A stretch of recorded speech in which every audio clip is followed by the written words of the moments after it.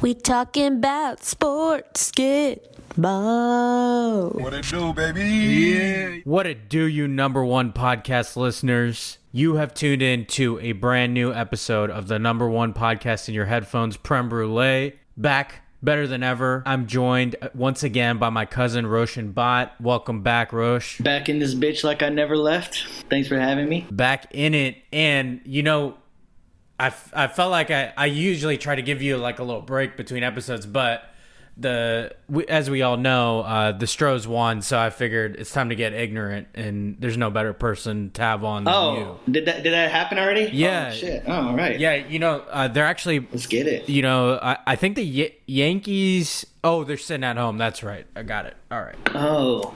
Yeah. Are the hoes mad? They're indeed mad. I believe they are.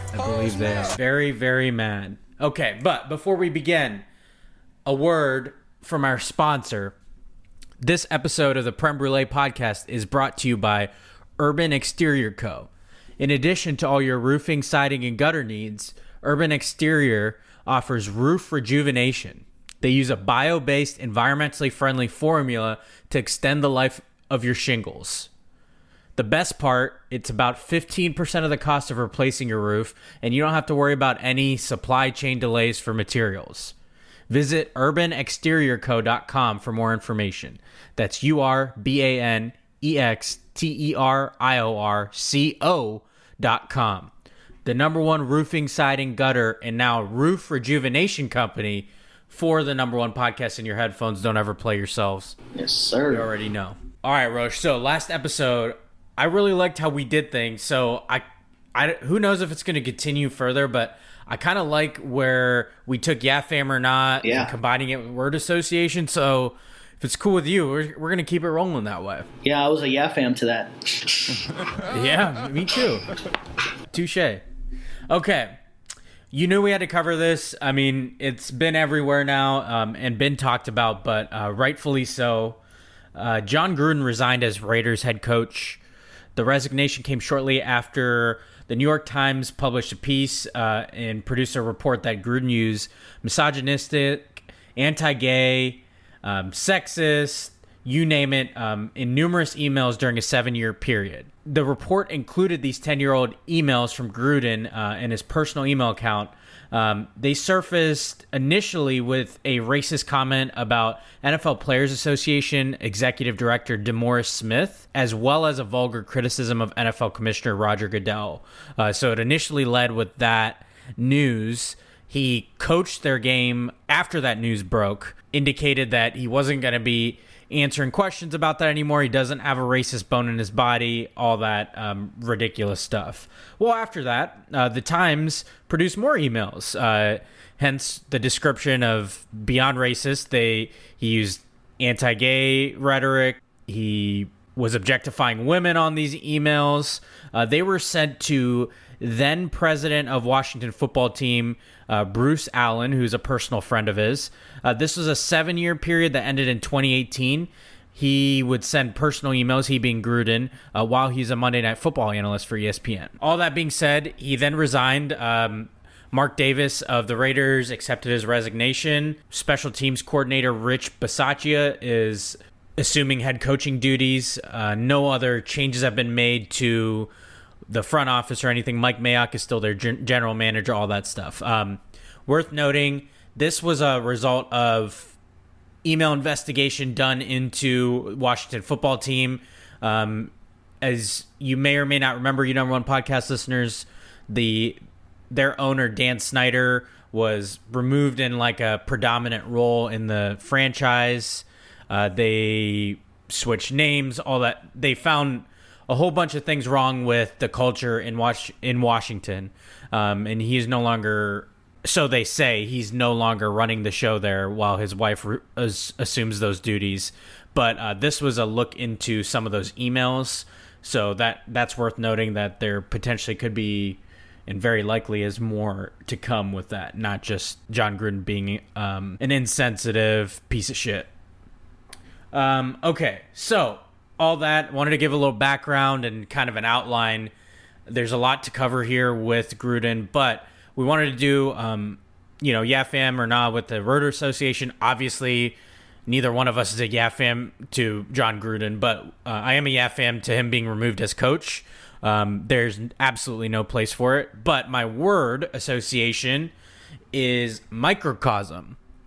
And I won't expand on too many of my words, but I did want to add a little here because I think the subject warrants it. And I think Jon Gruden warrants not having a job or any place in the NFL with that sort of ridiculous thought, feeling, all that stuff. My word is microcosm because I think the sad part about Gruden's emails is that he is most definitely a microcosm of the NFL power structure where this type of culture is commonplace.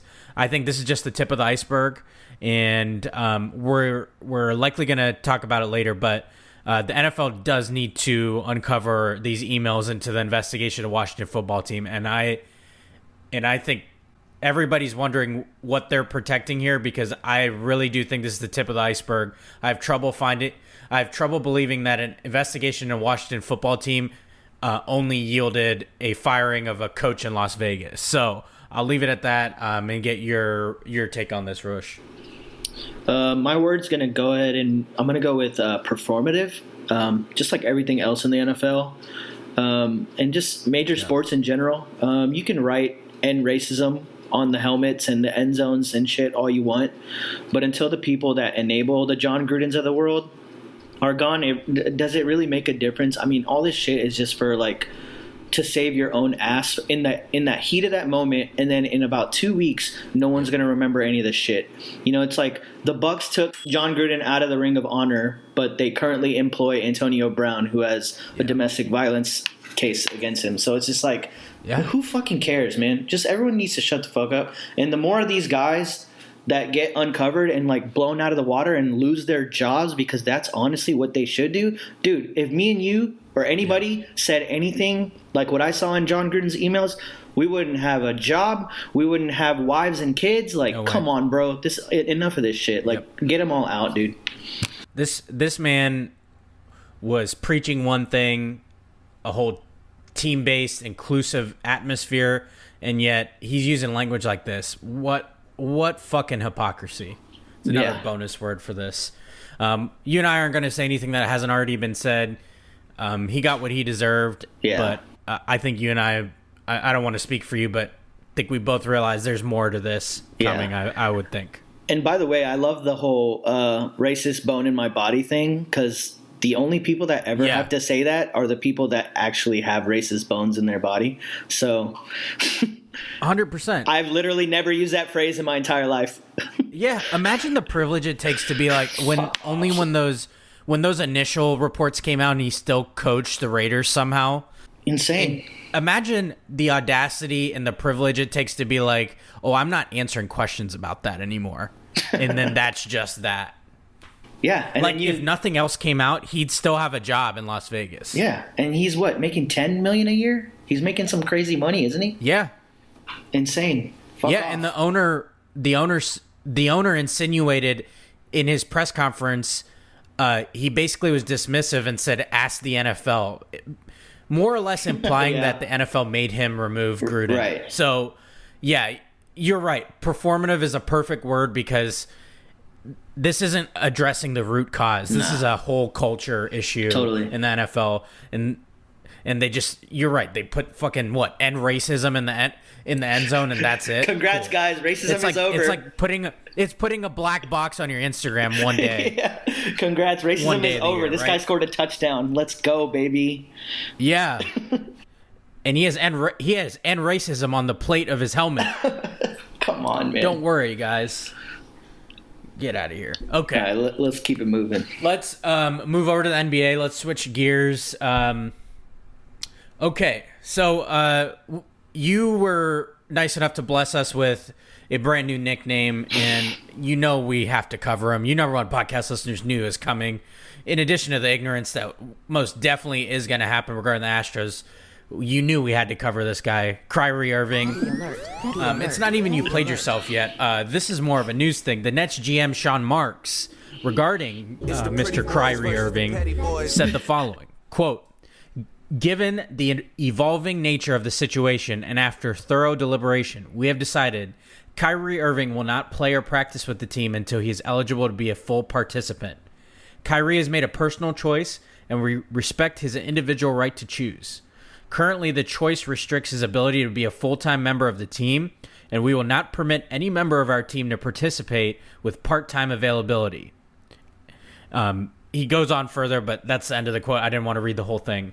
So, I wanted to get your yeah, fam or nod to the Nets kind of drawing a line in the sand here.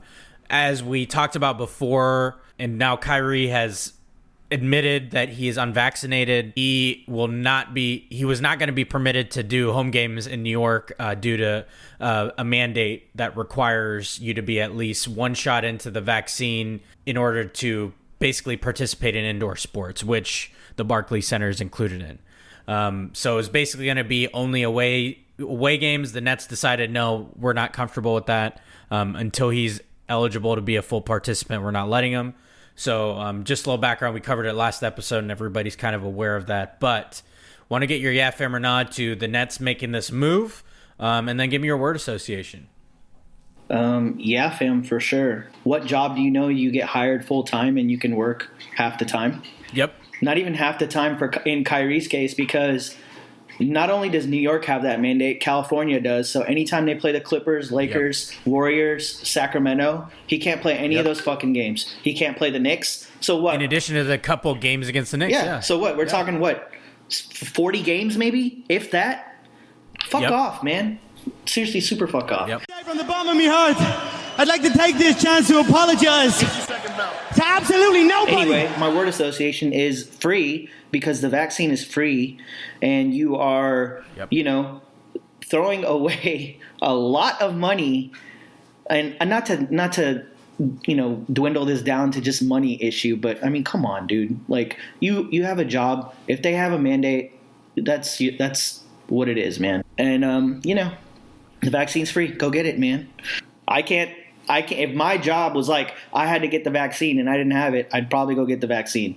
So it's really simple. I'm a yeah fam to this, obviously. I'm glad the Nets are doing that, and rightfully so. There's absolutely, it makes total sense. Why would you have him here if he's not going to be able to compete with your team and go for a championship? My word for this is confused, because the more I hear from him, the more confused I get. And you already know, contrarian without a cause is another phrase that comes to mind. So I'm going to leave it at that. I know we're going to cover it a little bit more. We have You Played Yourself coming, but I can get fired up about this. And there's more to discuss here, but I'll just leave it there. Okay. Let's go over to baseball, because we are in the thick of it. We're heading into the championship series in the AL and the NL. Wanted to get your take on what's going on. A little word association. I have a feeling it's going to get real ignorant here in a second. But the MLB playoffs over in the American League, the red hot Boston Red Sox beat the best team in the AL in the Tampa Bay Rays. They will face our very own Houston Astros, baby. You already know. Bang, bang, buzz, buzz. Sound that hose mad, baby. You already know. They're facing the Stros. Both of the teams won their series 3-1. Houston is the higher seed, so they'll have home field advantage for the 7-game series. Obviously, we just came off a division series. There were 5 games. We'll now switch over to 7 games. Over in the NL, the Braves made it past the Brewers in the NLDS, and the Giants-Dodgers, they have in Game 5. We're going to cover a little bit more. I'm going to cover a little bit more into that in You Played Yourself, but the Braves will face the Dodgers. The Braves wanted 4 games, and obviously the Giants-Dodgers 5 games. No surprise there. The 2 best teams in the NL went that far. So, obviously, you already know we're both yeah fam, especially because the Stros are still in it, and especially because the Yankees aren't. What it do, baby? My word association is going to be maybe a hyphenated a phrase, and that is hose mad. Fucking sound it, baby. I'm really what upset, you got for bro. me, man? I'm really upset because that was my exact phrase. So I'm a little pissed. Sound it again, baby. I'm a little pissed. I'm mad you didn't make me go first. Okay, I'll change mine to bang bang. Yeah, I mean, nobody, dude. I read a lot of stuff because I'm bored sometimes, and nobody wanted the Astros to win. Everyone just thought the White Sox would run us over for some reason. Like they have not been watching the number one offense in the league somehow. Yep. But just quick tidbits about each team. Red Sox, man, amazing run. That I can't believe they took down the Rays like that. That was really impressive, and that actually makes me scared to face them. Braves, super shout out. The Brewers probably had the best starting rotation in the league in the playoffs, and they just completely handled that. Like, what the hell happened? That's the beautiful thing about baseball. Despite there not being a cap, it's like literally anyone can be in the thick of it when it comes into October. October is great, man. Yeah, Famer Now wrapped up. Let's move on to everybody's favorite section, baby. Let's sound that you played yourself intro, baby. Here we go. I'm petty as hell. And I'm super petty. Here we Petty Le Pew. Go. All right, you already know what time it is, you number one podcast listeners. It is time for You Played Yourself. We got a doozy for you here. As promised, I told you we would circle back to it. We talked a little bit about it in relation to the Jon Gruden resignation. But first up on You Played Yourself, it's the NFL and that shield that they love to talk about so much. You played yourself. So the NFL Players Association said this past Tuesday, which would be October 12th, that it plans to request that the NFL release the remainder of the 650,000 emails reviewed as part of the investigation into workplace misconduct with the Washington football team. This came from NFLPA lawyers Lisa Banks and Deborah Katz in a statement. Quote, "It is truly outrageous that after the NFL's 10-month investigation involving hundreds of witnesses and 650,000 documents related to the longtime culture of harassment and abuse at the Washington football team, the only person to be held accountable and lose their job is the coach of the Las Vegas Raiders. If the NFL felt it was appropriate to release these offensive emails from Jon Gruden, which it obtained during its investigation into the Washington football team, it must also release the findings related to the actual target of that investigation. Our clients and the public at large deserve transparency and accountability. If not, the NFL and Roger Goodell must explain why they appear intent on protecting the Washington football team and owner Dan Snyder at all costs." End quote. You number one podcast listeners, who is the NFL protecting here? I am absolutely the last person away from a conspiracy theory. This isn't even that. They are clearly protecting someone if, like I said earlier, the only thing that came from this investigation in the Washington football team was the firing of a Las Vegas Raiders coach. There is more to the story. There is something deeper here. And it is very alarming that we see this hypocrisy we talked about earlier. You have End Racism. They do all this philanthropic work. They talk about their champions of change in the league. They promote Walter Payton Man of the Year. All this stuff that they try to have, this inclusion culture. They have the Rooney Rule, all this stuff. And all we have so far is some news about Jon Gruden. And this was an investigation into the Washington football team. There's more to the story here. And who the hell are we protecting? Your thoughts, Rosh? You got anything to add? Yeah, none of this was surprising, but I'm kind of glad they're going at them, and I'm also glad these lawyers are women. It kind of puts a different type of fire under the NFL for that. Yep. But it also reminds me of this tweet I saw, and I shared it with you this week, and I remember I was like, we could talk about it, but we're not going to go too far deep into it because we could probably have about a 10-episode series on this 100%. Topic alone. But it's by Twitter user Rodimus Prime at RODIMUS Prime. And he's a comedian or something, but it said, this Gruden story is why the NFL just had to pay Kaepernick rather than go through all them subpoenas. And I've never seen anything more accurate because when they paid Kaepernick, I was like, yeah, I'd fucking pay him too. Because if he's over here talking about they blackballed me and this and that, and this is basically a congregation of billionaire owners who just then were like, no, let's keep this guy out of a job. He's ruffling too many feathers. I mean, it's obvious why he got paid, and apparently it was a very handsome settlement that got him to stop trying to get back into the league. So, I mean, it really just makes you think, and not one single bit of it is surprising. All these billionaire owners are exactly who the NFL needs to protect, and they're gonna die on their shield or sword or whatever doing that. And I mean, if I'm a betting man, I'd guarantee that at least 25 of the 32 owners are in the same boat. I'd probably take the over on that, and I'd go closer to 32. Yeah. It's probably 30 or 31 out of 32. It's insane, and it should not come as a surprise. I mean, they are all the comfort of those emails between Gruden and Allen. And again, I know they were friends. The comfort of those emails makes you feel like, the culture is exact opposite of what they were portraying it as. Yeah. I hope that we find out more. And that lawyer statement encompassed it perfectly. That's why I didn't have too much to add is, they owe it to us. You have all these emails and all this follow-up, and so far all we have is Jon Gruden without a job. That's not enough. Yeah. I look forward to more people joining the NFL on You Played Yourself when things uncover. So.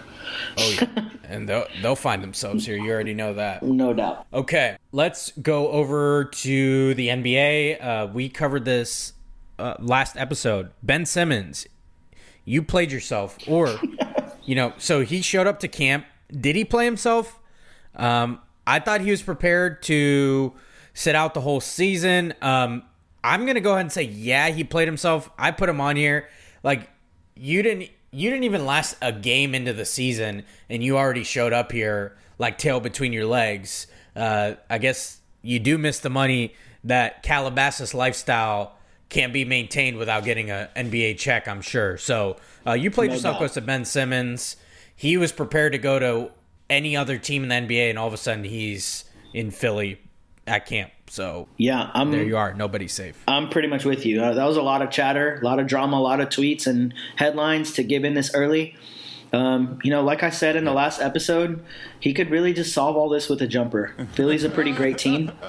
If he's knocking down threes for them and defending at his high of a clip and controlling the ball, he's essentially a more athletic Klay Thompson at this point. They're going to win games, and they're going to win big games. They probably would have been in at least the conference finals, maybe the finals last year. So I mean, they were the top seed in the East all year. I mean, take that for what it's worth, but they totally shit the bed in the playoffs. So you played yourself, goes to Ben Simmons. No doubt. Okay. Yes, sir. This one might be controversial to a lot of people. It's been a subject of some debate, especially talking heads in the media. You played yourself, goes to Baker Mayfield. Listen, Cleveland, I want you guys to do well. You guys have not had the benefit of success, especially in football. So you guys are way overdue, right? I'm telling you, Baker ain't it, Cleveland. This man is not it until he can go and win it for his team in the fourth quarter. So they played the Chargers. This game's been talked about ad nauseum, but the Browns were up 42-41, less than 3 minutes left. And I know Kevin Stefanski regrets the call, but there's a reason he made it. They had under 3 minutes left with the ball, 3rd and 10. They knew full well their defense wasn't stopping shit all game. They ran a draw on 3rd and 10 instead of putting the ball in Baker Mayfield's hands, knowing full well that they would need to punt. Then they followed it up after the Chargers did score, obviously, because who wasn't scoring in that game? Defense couldn't stop a nosebleed. Their final drive was trash, too. To back this up, not just anecdotal, this was from Hembo, who's the statistician on shows like Get Up on ESPN, that sort of thing. You can find him at Paul Hembo on Twitter. He's a very interesting follow. Highly recommend it. Anyway, I've used him before on this section. He said the following. Baker Mayfield has a QB rating of 19.7 in the second half of games within one possession. That's good for 31st in the NFL. So, just to recap, this Browns team, they were down 47-42. They got the ball back with about a minute and a half left with a chance to win it when nobody had stopped anything. No defensive stops in sight all game, and they settled for that Hail Mary. So they followed up their second to last drive, settling for a draw with a shitty drive to try to go win the game. Beyond that, The Browns have lost both games they've been underdogs. And in both games, they had chances to win at the end. Another notch in the belt of Baker ain't it. So those 2 losses, obviously, they had no reason losing them. They had just as much of a chance to win. We're against the Chiefs in week 1, and the latest one was to the Chargers. They ended with, in the Chiefs game, Baker throwing a pick, getting sacked basically by his shoestrings, and the other one was the aforementioned attempt at a Hail Mary. So, you played yourself. We knew this going into the season. The Browns were going to go as Baker goes. You're not beating teams that you are going to see in January. The 2 times you faced relevant teams that you're trying to get to the mountaintop over, you've lost. He's not getting it done in close games. He's not getting it done in second halves.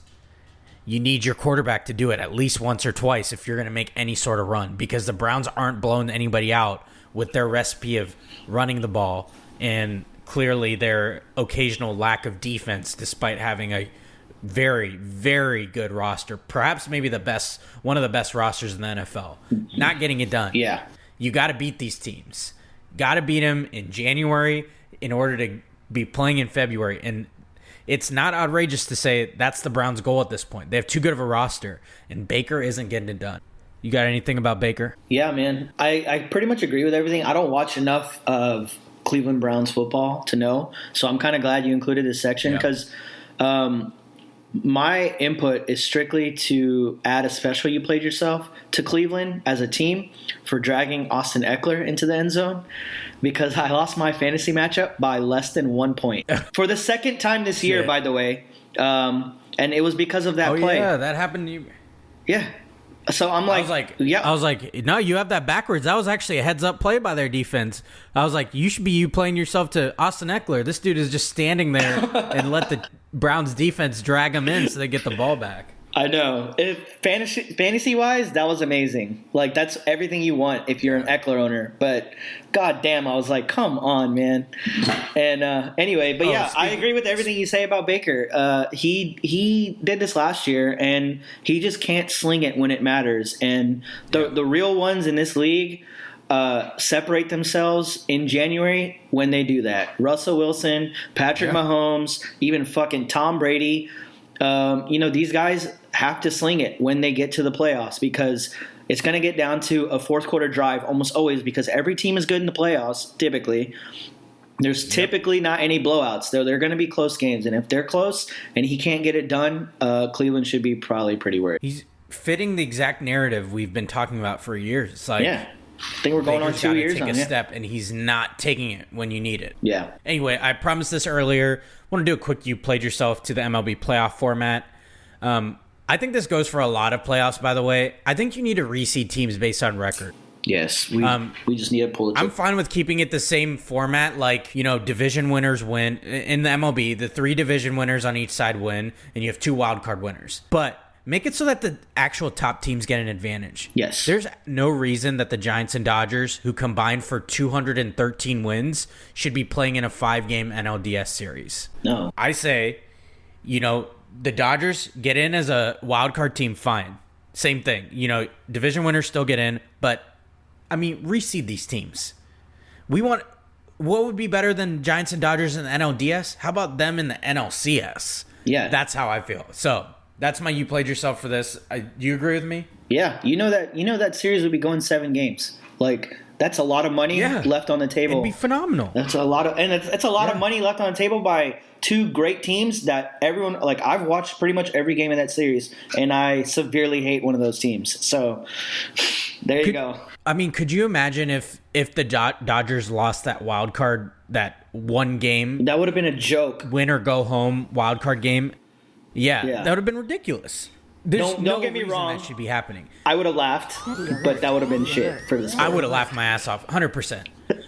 I think more than anything, this is more about like a faceless team, because who gives a shit about the Dodgers? Yeah. Amen. Okay. I did want to acknowledge something on you played yourself here from last episode. We do have to acknowledge that Andrew Maple Joe Rogan Wiggins did in fact get vaccinated. We roasted him last episode, and since then he's been vaccinated. He very much pulled a Ben Simmons and said, "Oh, those checks are not going to clear, so Psych. I better get my ass there." Yeah, so kind of you played yourself, like he didn't realize it sooner, but whatever it takes, honestly. So we want to, like, I guess reverse you played yourself. We want to give him a shout out. Yeah, good for him, man. You know, Maple Joe did his thing. Yeah, this is the official you played yourself rescinding request.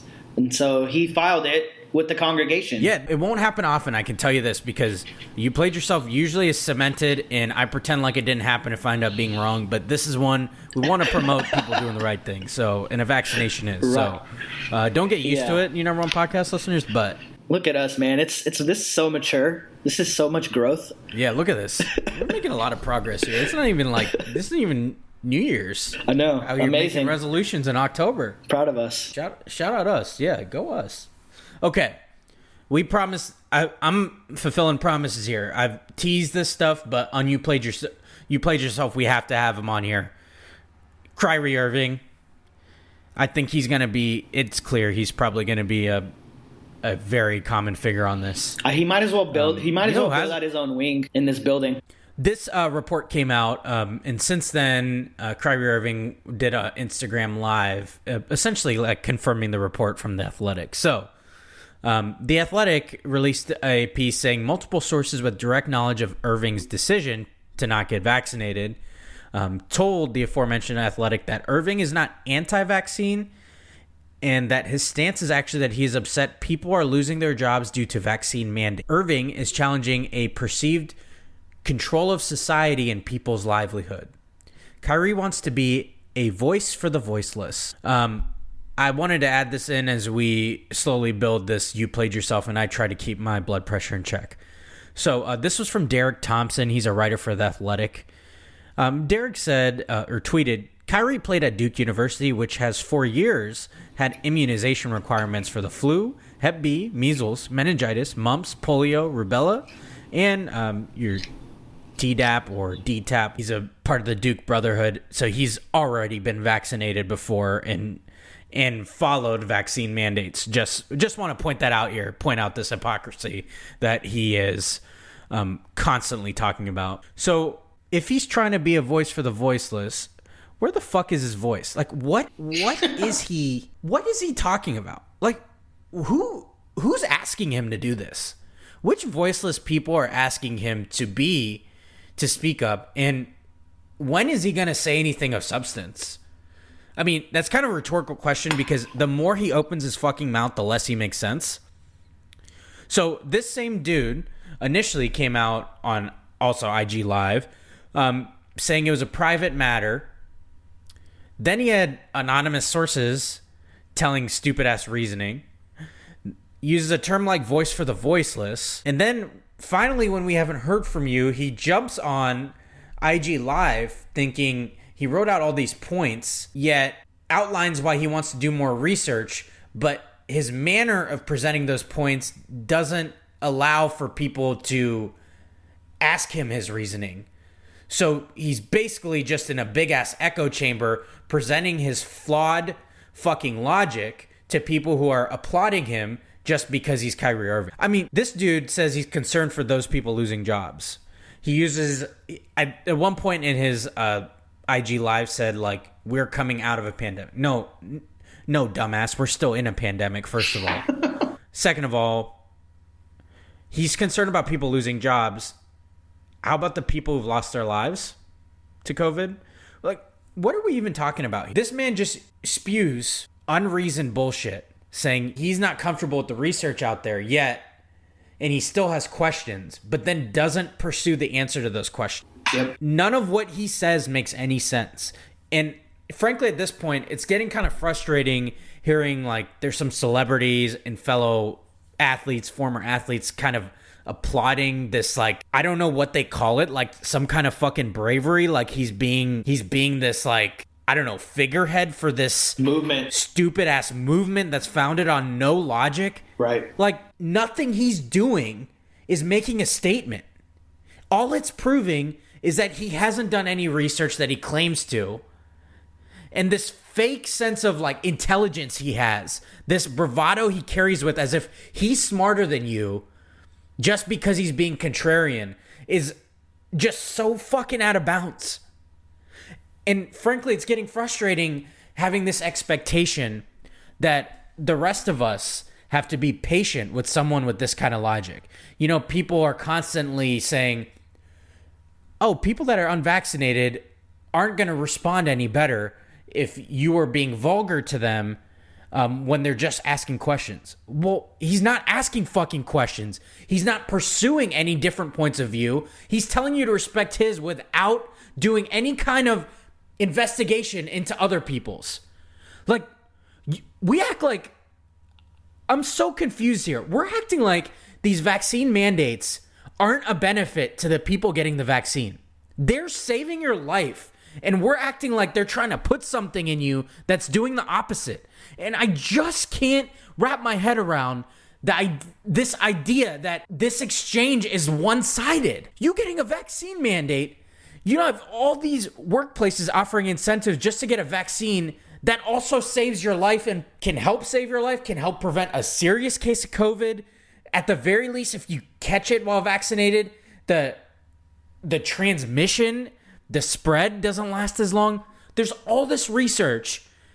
And then we give a platform to someone like Kyrie Irving, who claims he hasn't been able to do enough research, yet doesn't pursue any research. It's so backwards. And we're celebrating him just because he's saying, oh, he has a right to make his own choice for his own body. It doesn't only involve his own body. What can't we get through about this idea that this has to do with the preservation of all of us? We are in this together, and getting vaccinated is part of that journey. I don't understand this. Like, everybody's got to do what's best for them. Yeah, I get that. But there's more at stake here. There is more at stake here.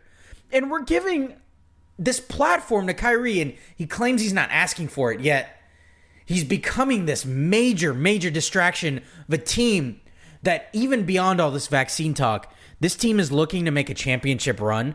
This team was built because Kyrie started that journey to Brooklyn. Yep. This team came to him in Brooklyn. Yep. And even from a basketball standpoint, he's not contributing to a team. So no part of him, he's not doing it for the greater team, which is the greater good, all of us as a society. He's not doing it for his own team, for what he's employed. And all of it, you're telling me, is just because there's a mandate. So just because someone's telling me what to do, I got to go against the grain because I'm somehow smarter. Every one of you is getting this vaccine, so I'm going to prove why I'm fucking smarter than you as Kyrie Irving just because I'm being different. A fucking contrarian without a cause is the best way to describe him. And I don't know what we're doing here. You also forgot he's also not doing it for one more person, and it's his favorite person, which is his fucking self, because he's putting a lot of money on the table, and now the Nets, as of yesterday, I think Sean Marks came out and was like, we're not offering the extension anymore. Bro, it's $186 motherfucking million. If you don't want it, he claims he's aware of the consequences. He knows the financial incentives. He emphasized he's not retiring from basketball, all that stuff. Get the fucking shot. Which I get it. Get the shot. I respect him being like, it's not about the money. But, I mean, it's a weird hill to die on, man. Like, this is such a weird hill to die on. Exactly. What are we talking about here? We're acting like we're asking him to put something in there like he's a test subject. Yeah. There's millions of people that have gotten the same vaccine, including all of his teammates and a majority of the entire league he's representing. Who are you being a voice to? I don't understand. Who came to you and said, I need you to be the voice for this movement, that this somehow fake movement, like as if a mandate isn't still saving people's lives? That's what I'm going to leave it at that, because I know people have talked about this, and it's like no one like Kyrie's going to change their mind, and that's unfortunate. But I would like people to acknowledge this need for people who are pro-vaccine, acknowledge that some of us have really tried to remain patient. Yeah. And I think there's a level of responsibility for those of you who are not anti-vax. You expect us to be calm, cool, collected when answering your questions, dealing with your logic. Yet you are not giving us that same respect by actually listening. You're hearing, you're not listening. You're not listening to all this logic. You're not listening to research. No part of this is anything but stubborn. No part of this is anything but contrarian. Because all the questions have been asked at some point. You're refusing to hear them. And so there's this level of responsibility. I get it. It doesn't help people like me yelling. But you folks also have to acknowledge there's been a level of patience.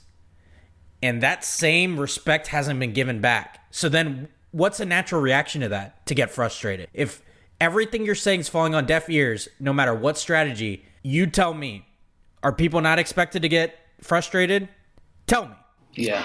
What is the expectation here?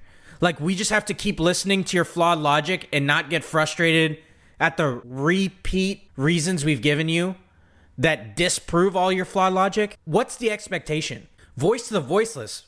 I mean, what are we talking about here? You're getting a life-changing, life-saving shot. And not only that, we're doing what we have to end this pandemic that's lasted, and we are not out of it. And you want to give a voice to the voiceless? What about the voiceless that's passed away? There's a whole lot more of those. Whole lot more. Anyway, I'm sorry to get on my soapbox here. I didn't mean to go that long, but this shit matters to me. We have to care about the greater good here. Kyrie Irving is not doing that. A voice for the voiceless. The rest of us calling for a vaccine are being a voice for the voiceless. All those people that passed away, all of our loved ones that we lost to this virus, this pandemic, that's a voice for the voiceless. What Kyrie's doing, that ain't it. It ain't it. Anyway, let's shift gears, because we could talk, like you said earlier, even about a different subject. Like, we could talk about this for 10 episodes, and all it's going to result in is me losing my voice. So I had you on this episode for a reason, Rush, and I felt like you could deliver the best on this. You played yourself. You number one podcast listeners already knew this was coming, baby. You know the fucking vibes. Rush, the floor is yours. Make it what you want, baby. You already know. Should I hit the sound as an intro, or? Oh, for sure. And you know I need that intro. It'll be my entrance Let's music. get it. So, the next You Played Yourself, it's more of a general You Played Yourself. It's also a place for me to just, put on an asshole hat for a little bit, just because, the Astros, the Houston Astros, 2017 World Series champion Astros, What it do, baby? beat the White Sox in the ALDS. It's been about two, and by the way, this is another topic that we could go another 10 episodes for, just because you know how it is. It's been Yep. kind of hell on earth being an Astros fan, and it's still whatever, but it's a lot more fun now. The remedy to everything is winning. I will say that, and as long as this window's open, I'm going to enjoy it. Anyway, after the White Sox cut the ALDS series down to 2-1 games, with a 12-6 Game 3 win over the Astros, White Sox relief pitcher, this is the main subject of the You Played Yourself, Ryan Tempura. I will not be pronouncing his name correctly because he's a fucking chump. Ryan Tempura. It's kind of disrespectful to tempura, man. It is. I like Tempura kind of goes hard, man. Yeah, it does. But I will say, we'll call him Tempura because his ass got fucking fried. Love it. So he was quoted after the game saying the following, quote, "Yeah, they've had a reputation of doing some sketchy stuff over there. We can say it's a little bit of a difference. I think you saw the swings and misses tonight compared to the first two games at Minute Maid." Moment of silence for how fucking stupid that sentence is, because holy shit. Did he not check the box score? Did he not know that even though the White Sox won 12-0 something, that the other something was 6 runs, which was the exact total of runs that we scored in Minute Maid in Game 1. So there really was no difference. Yep. We got about 8 to 10 hits. That game was pretty competitive, and then it got kind of out of hand.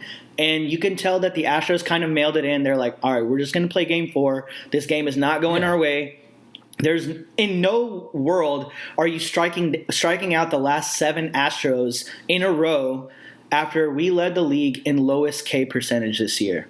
Anyway, Dusty Baker I've had my qualms with Dusty Baker, but anytime something like this comes up, I really fucking love the guy.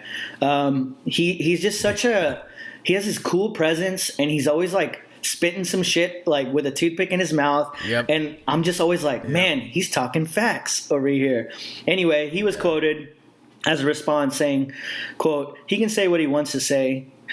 I had never heard of, I can't even get to this sentence, man. I had never even heard his name before we played the White Sox. I'm not bothered by it. Most of my life, they've been talking stuff on me anyway. Let them talk." That is so incredible coming from a manager in the league, not to mention one of the oldest managers. Like, this dude's a grandpa, man. He's a grandpa, and he's talking cash shit. Cash shit. I love it. Just so fucking disrespectful. And you know, part of me, I will say, after that game 3, part of me did feel a weird momentum shift. As that game was playing out, I was like, man, this is really going to be a series. It's going to go 5 games. And then as soon as Tempura got on that podium and said what he said, I'm like, this series is toast. Has he not been watching baseball for the last 2 years? This series is fried, you mean? People, yeah, you're right. People had been talking about how, hey, the Astros are good again. Do I need to remind anyone that last year they were 29-31 in that shortened season, and they got 1 fucking game away from the World Series? Like, did people just happen to forget that? We were playing the number 1 seeded Rays. We went down 3-0, and we won 3 straight games, and we had a game 7. We were competitive. That could have swung the other way, and they would have had a below 500 team in the World Series. I would have never expected that. I expected them to lose. Really would have been mad. I expected them to lose that wild card series against the Twins. They played horrible all year. October, these guys just turn it on, and they've been doing that since this core has been together. And sure enough, Game 4, the Astros won handedly, 10-1. They teed the fuck off on every single pitcher, including Rodon, who was pumping his chest, hitting his chest, whatever. Correa took his ass deep. And, I mean, who didn't get a hit? Maldonado. These guys clowned him on Twitter because Maldonado got an RBI. He got his RBI too. He got his first hit. If you give up a hit and an RBI to Maldonado, you are not winning that game. That guy cannot hit. They had him bunting earlier that at bat. Yeah. So, and let's just go over the run production for Ryan Tempura real quick. Game 1 was 6 runs. Game 2 was 9 runs. Game 3 was 6 runs. And Game 4 was 10 runs. The run differential was probably like plus 13 or something insane in one series, man. This offense is crazy. Shout out to them. That game was so satisfying to watch. And also, I was stuck at work, so I was kind of glad I didn't have to really be stressed out. And just for anyone who thinks, hey, maybe there's a possibility that the Astros are cheating again, let me tell you their home and away splits for this series. At home, they had 15 runs. Away, they had 16 runs. At home, they had 20 hits, and away, they had 20 hits. At home, they had 4 doubles, 2 home runs, and 9 walks. And away, they had 4 doubles, 2 home runs, and 9 walks. Literally the most identical the stats could be. It is insane how good this offense is, and I know it pisses people off. And just Yankees fans right now are just punching the air because their 2 least favorite teams are in the ALCS while they're at home. And they might as well rename this to the American League Cheating Series and let these guys cheat, because that would be fucking awesome.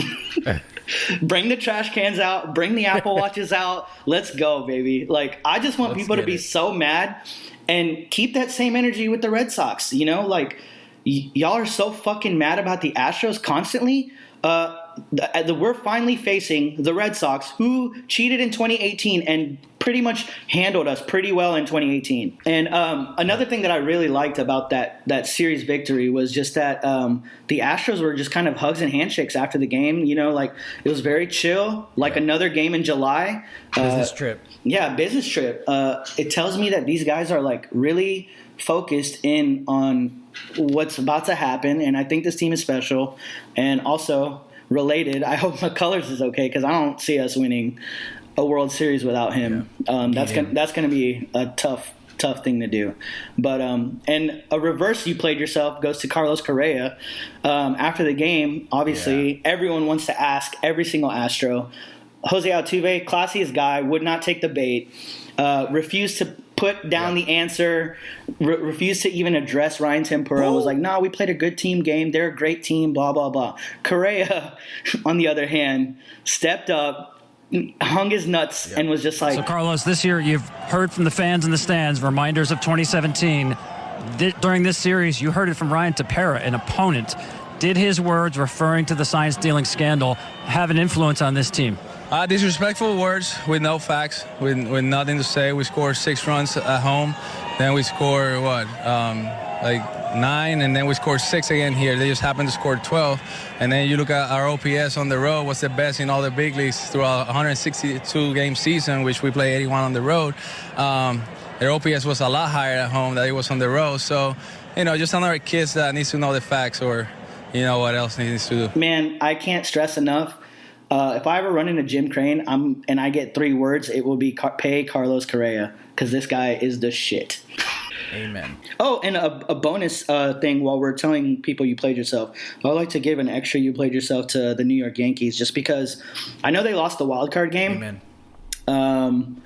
If you travel back to the game right before the All-Star break, the New York Yankees were up 5 runs against the Houston Astros. While we were in Houston at Minute Maid Park, they were up 5 runs. The Astros rallied and somehow put up a 6 spot in the bottom of the 9th inning, capped off with the Jose Altuve 3-run walk-off home run.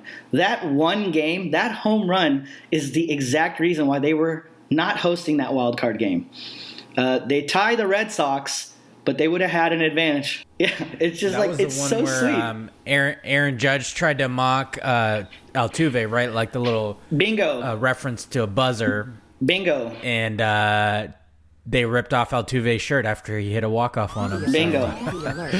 I mean, and these guys spent all year saying fuck Altuve at every game possible. Especially the Knicks were doing it. People at Knicks games were doing it. People at fucking New York Rangers games were doing it. Like, these guys, Altuve was living so rent free. Oh, they cheered when he got hit by a pitch, too. They cheered when he got hit by a pitch, and it's just incredible. And they spent all year cheering against us, and they couldn't even win the wild card game. So get absolutely fucked, Yankees.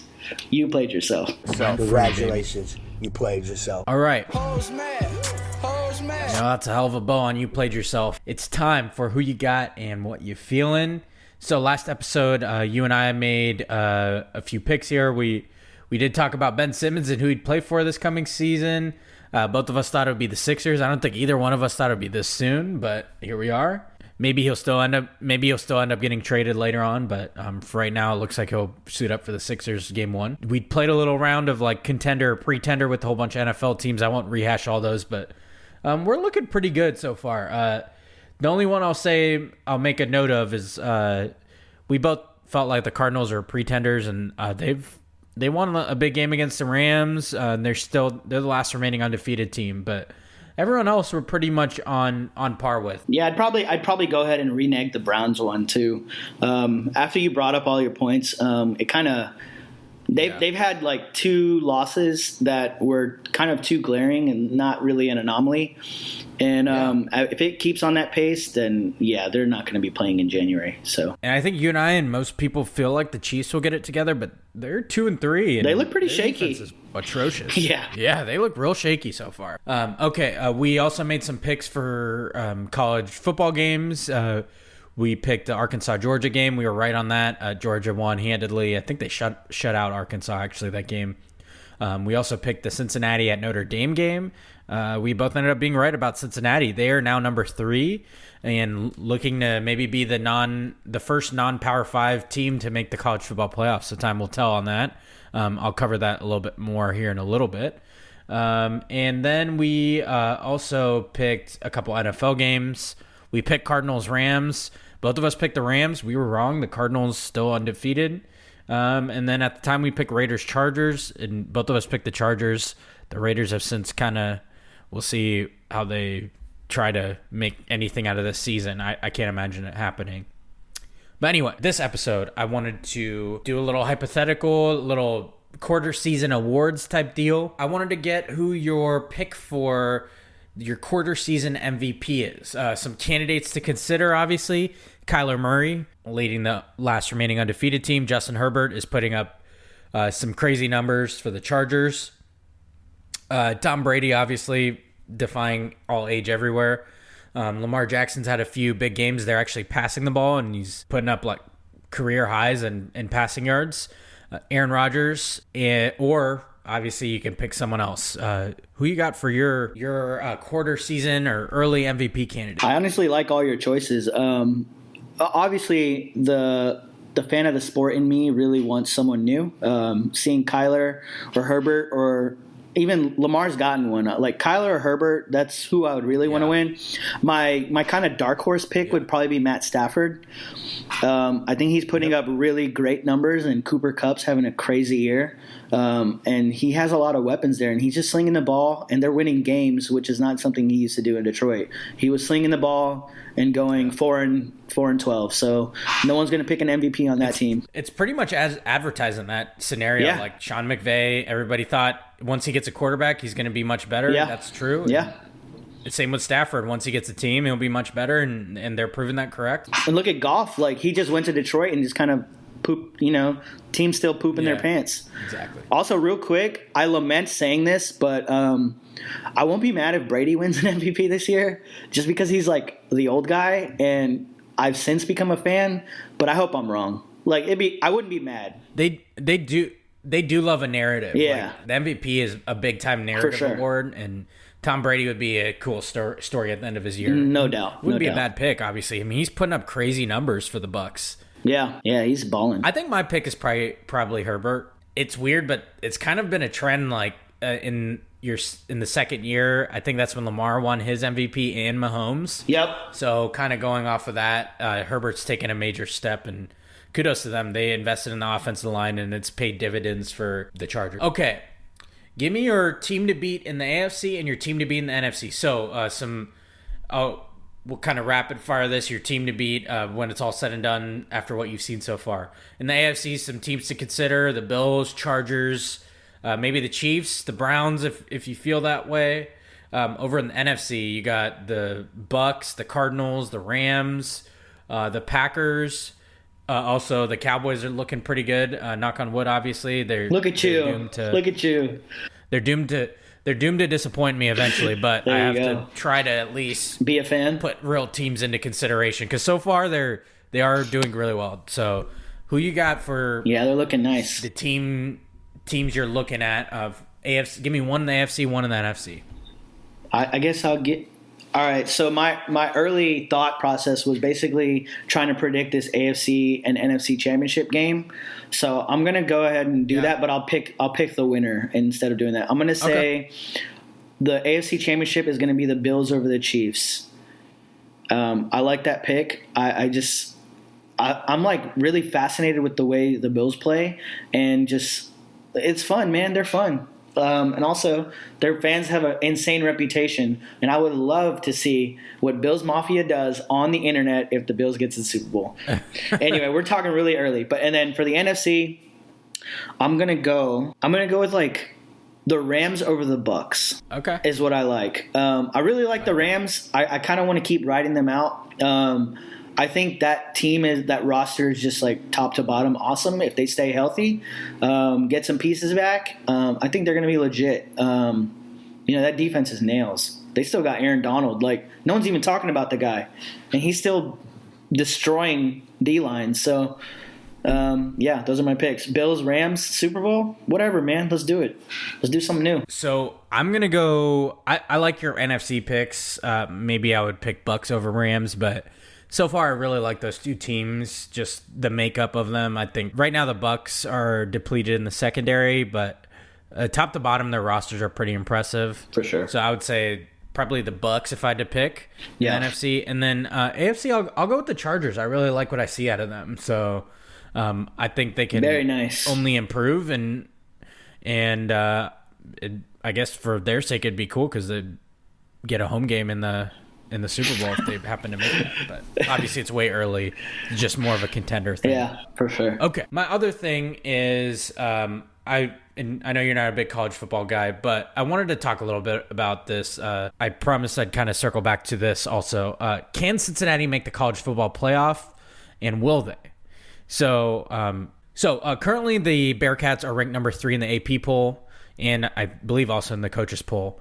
They are currently second in the nation in scoring defense, 12.2 points per game. I say, yes, they can make the college football playoff, but I think they need help to ensure it happens. Not necessarily that it won't happen otherwise, but I think if you're a Bearcats fan, you got to still hope for these things to basically give the committee no reason to keep them out. You Bearcats fans have to remember this has not been done before. So there does need to be no doubt. And I mean, it's easier said than done, but can't take everything personal that's said. They're going to default to Power 5 schools. But if you get certain things to help you out, I think it can make it so that the odds increase.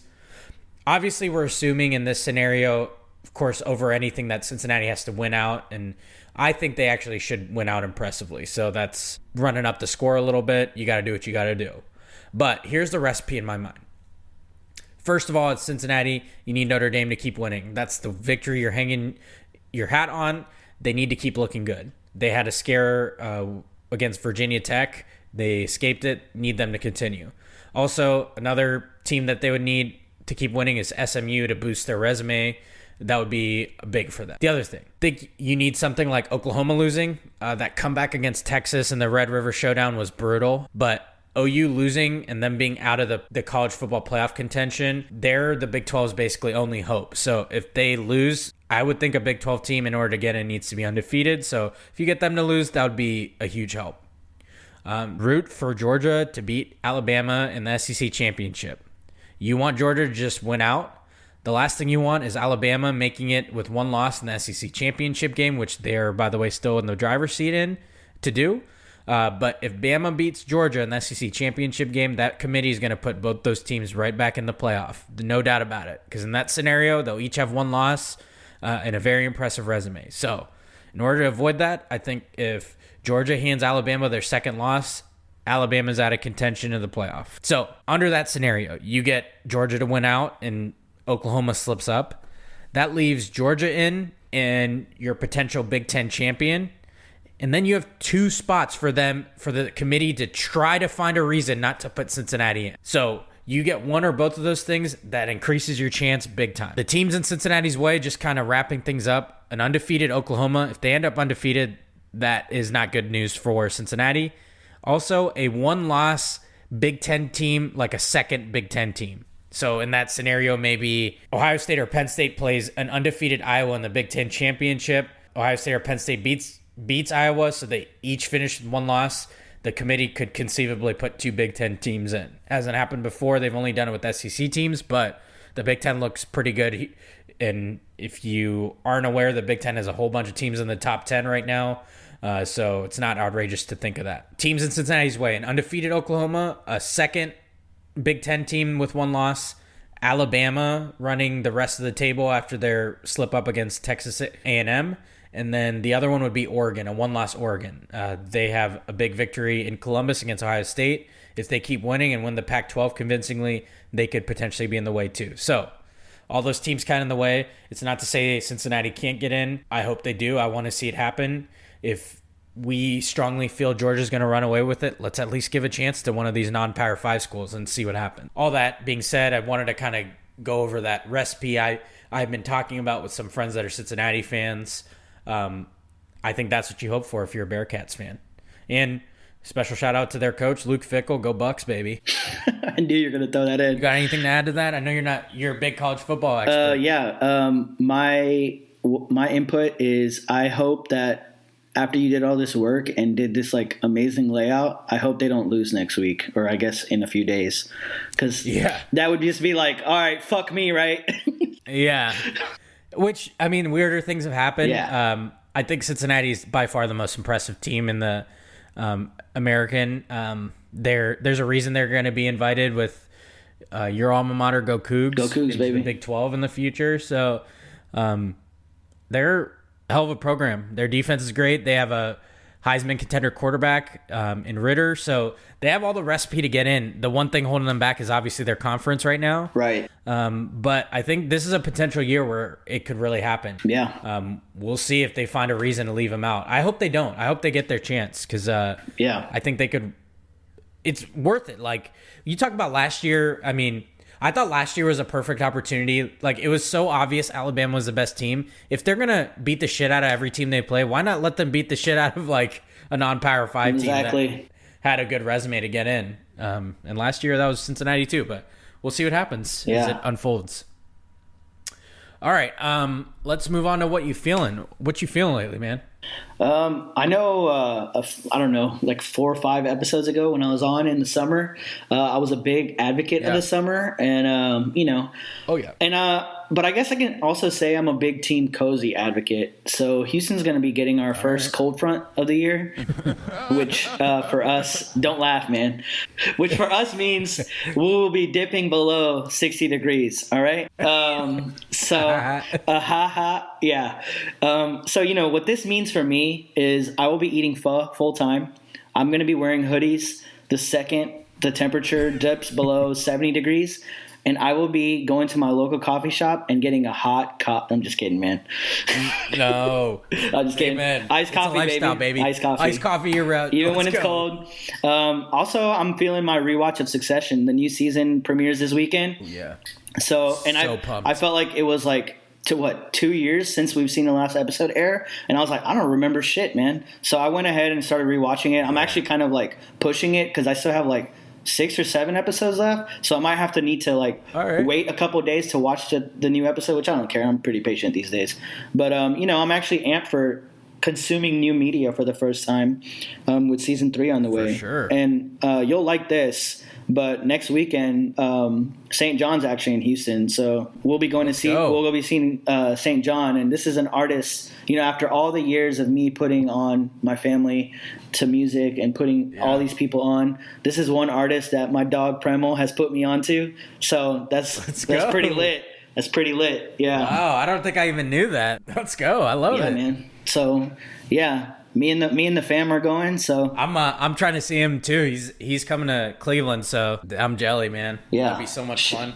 Should be a good time. I was like trying to beg some people to go with me. One of my buddies I think is gonna go with me, but I'm seriously prepared to just go up by myself. I've never gone to a concert by myself, but do it, man. He's They're someone fun. that's on my bucket list. Just love it. Yeah, love his music. Yeah, man. Yeah, I dig it, man. That's a huge honor for me. Yeah, you're my music godfather, basically. All my influence directly. The guy directly responsible is my co-host here, my big cousin, my big bro. So that's a huge moment for me. Yeah. Speaking of huge moments, what I'm feeling is I got to officiate another wedding this past week, which is the biggest honor for me. You know, one of the greatest honors of my life is that I've got to marry now 3 couples that I love, and a 4th one is next year. So hit your boy up if you're in Ohio and trying to get an officiant that pretends to know what he's doing at least. But a huge honor for me, and had a good time at this wedding of close friend. Shout out my peoples, Liz and Nick. They're on their honeymoon right now, but thanks for the huge honor. That's sick. And the other couples that have trusted me with it. Yeah, it's a big deal for me. But anyway, you know how we like to wrap up each show, you number 1 podcast listeners. We like to wrap up each episode of Prem Brulee with Too Much Sense, so let's hit that intro, baby. Okay, my Too Much Sense for this episode is, you good people out there, don't get tired of being a good person to others. No matter what. If you get this consideration you show others reciprocated or not, don't let the good be transactional. The world needs good people, and don't let whether they reciprocate or not deter you from being the good person you are. Keep being good. The world needs it, baby. Wonderful. Yes, sir. Rush, thank you so much for being on here. Always, man. Being ignorant with me. Always. Go Stros, baby. Go Stros. As we head into the ALCS. Stros in 6. I know y'all are mad. Hey, let's get it. Let's go, baby. Yeah, you played yourself last episode with you out here jinxing shit, but I'm gonna allow it. We'll see if it works out. Hey, I said Stros in 5. I was saying Stros in 5, but now with the McCullers news, I had to downgrade it to Stros in 6. So all right, I'm sensible. All right, I hope you're right. All right, go Stros, baby. Let's go. You number 1 podcast listeners, can't thank you enough. You know the drill. Like, subscribe, leave a review, tell a friend to tell a friend. We appreciate you. This has been another edition of the number 1 podcast in your headphones, Prem Brulee. For my big bro, Roshan Bot, I'm Premal Bot. We will talk to you next episode. Yes, sir. Just another kid that needs to know the facts, or you know what else needs to do.